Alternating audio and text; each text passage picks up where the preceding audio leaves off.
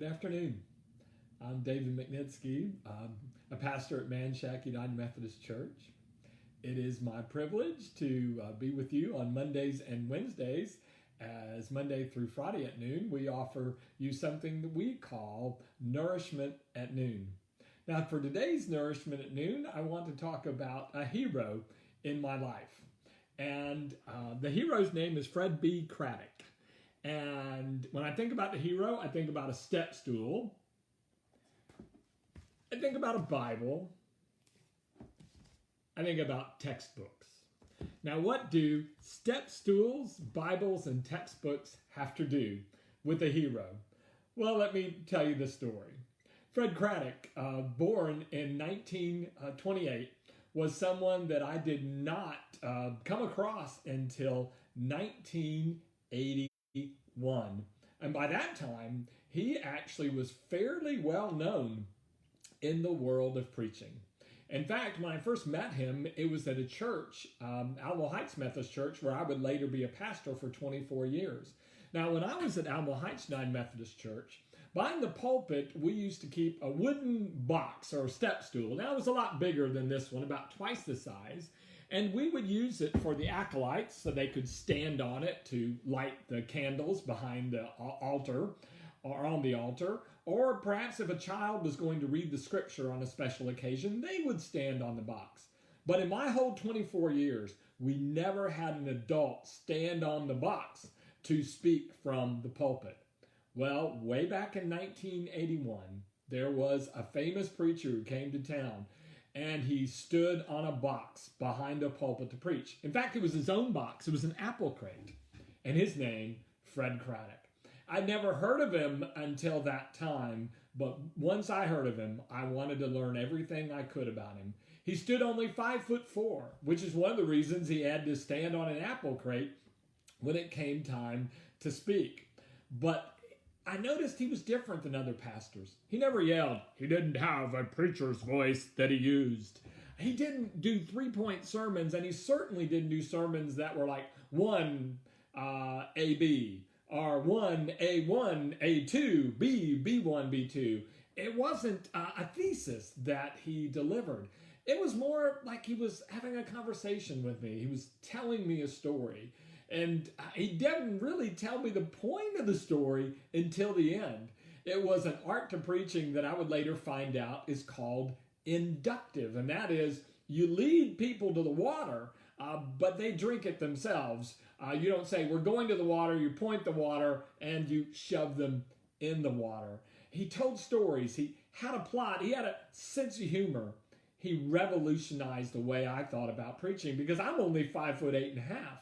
I don't have a commanding presence, and as friends remind me, I have a face for radio, not for TV. So how was I going to get a message across? Light bulbs went off in my head the first time I heard him in 1981. First, I was offended that nobody had told me about him when I was in seminary. And then I was enthralled that you could hold someone's attention by telling stories, and that you didn't have to get in people's face to get a message across about the gospel. Well, he didn't just revolutionize the way I preached. He revolutionized preaching in general. In fact, he would end up being named one of the great preachers of the 20th century by Time magazine. He came on the scene with a book in the mid-70s and then with lectures at Yale in 1978. And then the first book I ever read of his was in 1981. And he raised a whole generation of people that no longer had to yell down at people from the pulpit, but rather could encourage people in the congregation to walk alongside them in a journey through the scripture. He changed the way I did business. In fact, he changed it so severely that I made it my goal to emulate him. And I finally got to the point where I told my wife and other people by like 1989 or 90, hey, I can do Fred Craddock better than Fred Craddock can do Fred Craddock. I didn't realize that one day that would be put to the test. Because in 1993, a long-time dream came true for me. Fred Craddock would hold, along with two other very significant preachers, Tom Long and and Barbara Brown Taylor a week-long seminar in preaching. And one year I got accepted into it.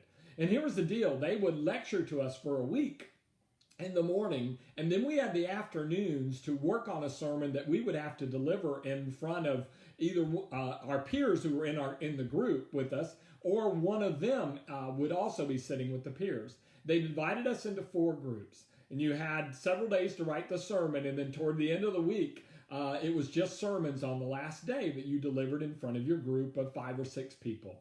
And you would get one of the 3 professors in there, but there were 4 groups, or you would get a tape recorder and they would record the sermon, and one of the 4 professors would critique it and give it back to you later. So you never knew. There was a tape recorder in every room, which professor would walk in or if one would walk in.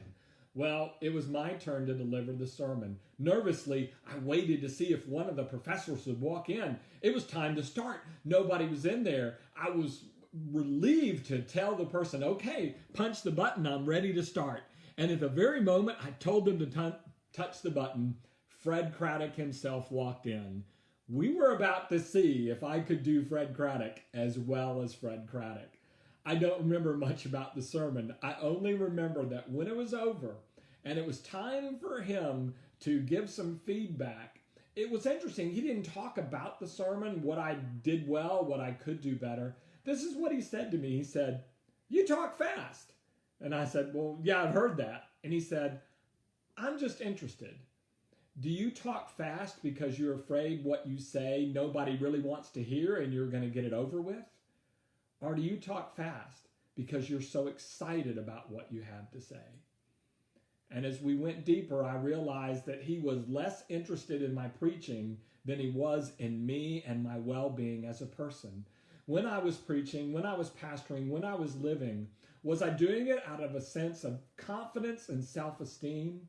Or was I doing it out of fear and anxiety and feeling like really I didn't have much to offer? It struck me that he was more interested in me as a person than me as a preacher. But of course, I would figure out those 2 things are related. It also taught me another lesson that competence is very important in life, but character will carry you further. In other words, what you do is important, but who you are is even more important. And the more I learned about Fred Craddock, the more I realized this was true about him as a person. When he retired from Emory University in Atlanta, he devoted his retirement years to doing 2 things. One is he went back up in the Appalachian Mountains and he did preaching workshops in rural areas for pastors. Because as he offered the opinion, they aren't likely to come to Emory or Duke or Vanderbilt and get educated there. They'd be afraid to do that, and they probably couldn't afford it. So he brought them a world-class training in preaching and the New Testament to where they lived. And that's what he did for free in his retirement. He also pastored a small congregation. On a Sunday morning, about 40 showed up for his Sunday school class. About 130 would show up for worship in a rural country church in Cherry Log, a place called Cherry Log, 2 hours north of Atlanta. And this was Time Magazine's one of the greatest preachers of the 20th century. But it didn't matter to him because he was there to serve, and he was a man of great humility. Toward the end of his life in 2015, CNN honored him as a great preacher of the year in 2015. And so they interviewed him on CNN. Fred was in his 80s when they interviewed him, and they were talking to him about his life, and I'll never forget what he said when they asked him, "Well, you have Parkinson's. Tell us about Parkinson's." And his response was this. He said, "Well, I'm 80 years old. I ought to have something." Typical Fred, a sense of humility and a sense of humor. As he came near the end of his life, he wrote this epitaph in a book that still moves me, and I wanted to share it with you this afternoon. This is what Fred Craddock, the great preacher of the 20th century, said. "When I was in my late teens, I wanted to be a preacher. When I was in my 20s, I wanted to be a good preacher. But now that I'm older, I want more than anything else to be a Christian. To live simply, to love generously, to speak truthfully, to serve faithfully, and leave everything else to God." Again, he said, now that I'm older, more than anything else, I want to be a Christian, to live simply, to love generously, to speak truthfully, to serve faithfully, and leave everything else to God. Fred not only taught it, he did it. He will always be for me an example, a mentor, and a hero.